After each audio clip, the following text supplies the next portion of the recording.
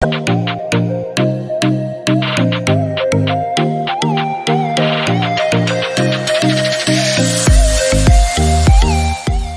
बच्चों, आज हम विषय हिंदी के तहत वसंत भाग 2 का अध्ययन करेंगे। वसंत भाग 2 में से रहीम के दोहे का अध्ययन करेंगे। तो आज इस कार्यक्रम में मैं आपका हार्दिक स्वागत करता हूं। प्यारे बच्चों, आज हम रहीम जी का संक्षिप्त परिचय देखेंगे। रहीम जी का पूरा नाम अब्दुल रहीम खान खाना था। रहीम जी अपने समय के वीर योद्धा, कुशल राजनीतिज्ञ और सहृदय कवि थे। इनका जन्म सन 1556 ईस्वी में लाहौर अर्थात पश्चिम पंजाब। ये अकबर के संरक्षक बैरम खां के पुत्र थे। रहीम अकबर के दरबार के नवरत्न में से एक थे। ये अकबर के प्रधान सेनापति और मंत्री भी थे। वे वीर योद्धा थे और बड़े कौशल से सेना का संचालन करते थे। इनकी दानशीलता भी काफी प्रसिद्ध थी। कहते हैं अंत समय तक इनके यहाँ से किसी याचक को निराश नहीं लौटना पड़ा। सन 1627 में उनका निधन हो गया। इनका मकबरा दिल्ली में बना हुआ है। अध्ययन और ज्ञानार्जन में रुचि होने पर भी इन्हें युद्ध क्षेत्र में ही अपने जीवन का अधिकतर समय व्यतीत करना पड़ा। इन्होंने अपने जीवन में अनेक उतार चढ़ाव देखे। अपनी बहादुरी और पराक्रम के लिए सूबेदारी और जागीरें भी मिली। सम्राट जहांगीर के कोष के कारण दरिद्र भी भोगना पड़ा। अरबी, तुर्की, फारसी तथा संस्कृत के ये पंडित थे। हिंदी काव्य के ये मर्मज्ञ थे और हिंदी कवियों का बड़ा सम्मान कर उनकी रचनाएं देखें तो रहीम जी ने अनेक काव्य ग्रंथों का प्रणयन किया है, जिनमें से रहीम सतसई, श्रृंगार सतसई, मदनाष्टक, रहीम रत्नावली, रास पंचाध्यायी तथा बरबे नायिका भेद वर्णन प्रमुख है। इनकी रचनाओं का पूर्ण संग्रह रहीम रत्नावली के नाम से प्रकाशित हुआ है।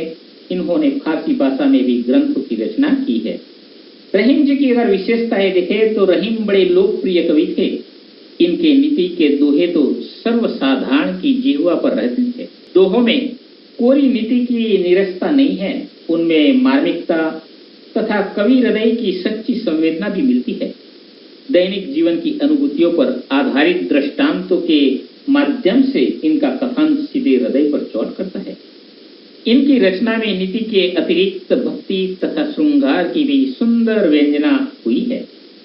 अगर रहीम जी जन साधारण में अपने दोहों के लिए प्रसिद्ध थे तो उन्होंने कवित, सवैया, सुरठा तथा बरबे छंदों में भी सफल काव्य रचना की है।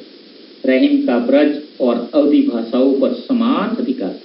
इनकी भाषा सरल, स्पष्ट तथा प्रवाहपूर्ण है। इनकी रचना में भारतीय जीवन के सजीव चित्र अंकित है।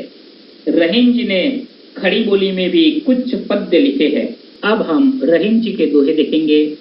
कही रहीम संपत्ति सगे, बनत बहु बहुत रीत, विपत्ति कसोटी जे कसे, तेई साचे मित। इन दोहे में आए हुए कठिन शब्दों की ओर देखे तो कही शब्द का अर्थ है कहना, संपत्ति शब्द का अर्थ है धन, सगे शब्द का अर्थ है रिश्तेदार यानी अर्थात अपने, बनत यानी बनते हैं, रीत यानी तरीका, विपत्ति यानी संकट अर्थात कठिनाई, कसोटी जे कसे यानी बुरे समय में जो साथ दे, तेई यानी वेही, साचे यानी सच्चे, मित यानी मित्र। तो प्यारे बच्चों, ये शब्दार्थ देखे। अब हम इस पद का भावार्थ देखते हैं।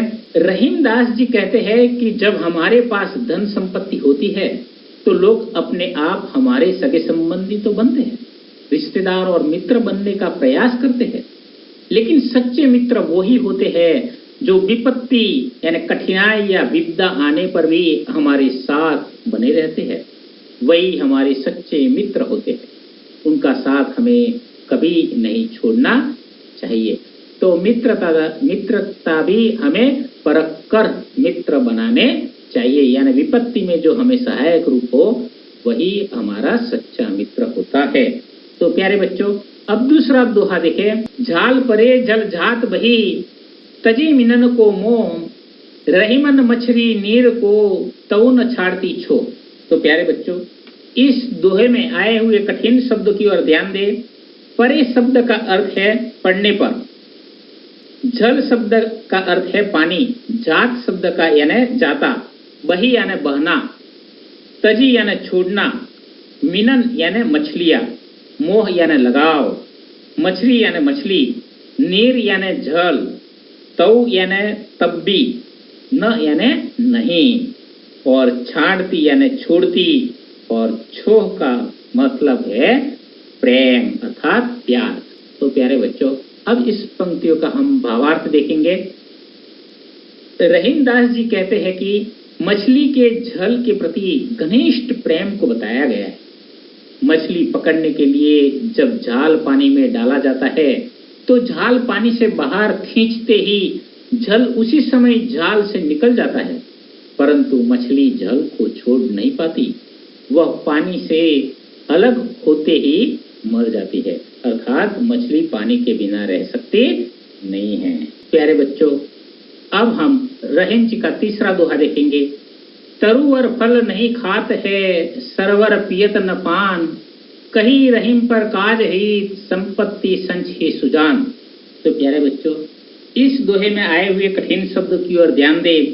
तो तरुवर शब्द का अर्थ होता है वृक्ष, नहीं शब्द का अर्थ होता है नहीं, खात यानी खाना, सरवर यानी सरोवर अर्थात तालाब, पियत यानी पीते, पान यानी पानी, कहीं यानी कहते, पर काज शब्द का अर्थ है दूसरों के लिए काम, और हित अर्थात भलाई, संपत्ति यानी धन दौलत, संच ही यानी संग्रह यानी अर्थात बचत की, और सुजान शब्द का अर्थ होता है सज्जन अर्थात ज्ञानी।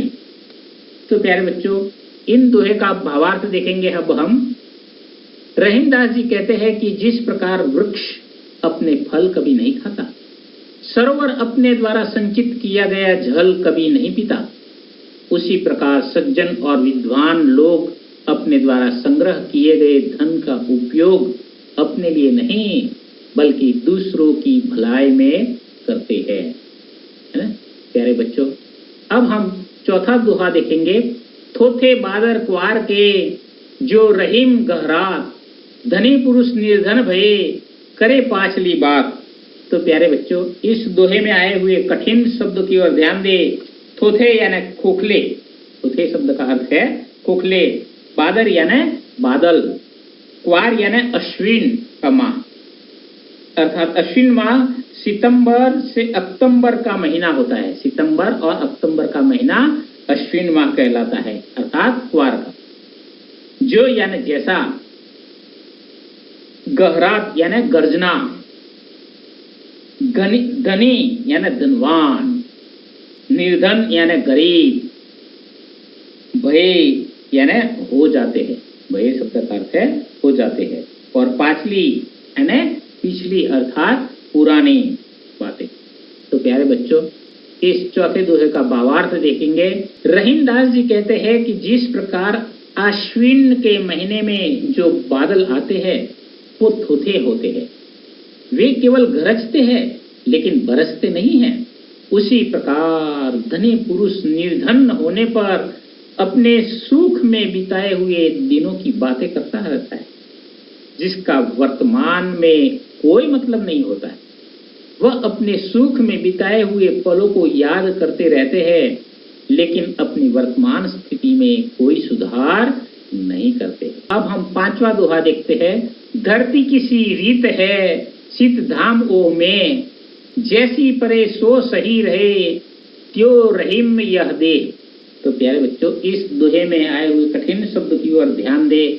तो रीत शब्द का अर्थ है ढंग, और शीत शब्द का अर्थ है सर्दी अथवा ठंड का मौसम, ओ यानी और मेह यानी बारिश, परे यानी पढ़ना, सो यानी सारा, सही यानी सहना, त्यो यानी वैसे, और देह यानी शरीर अर्थात गाठ।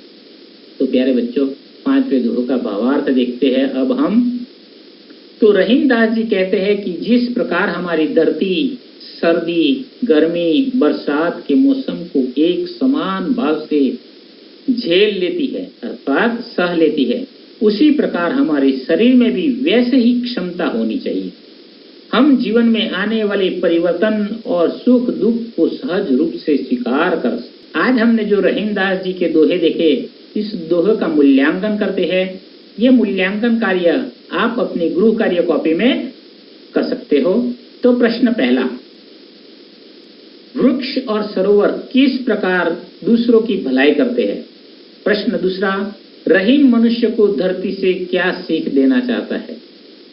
और प्रश्न तीसरा, रहीम ने क्वार के बादलों की तुलना किससे और क्यों की है?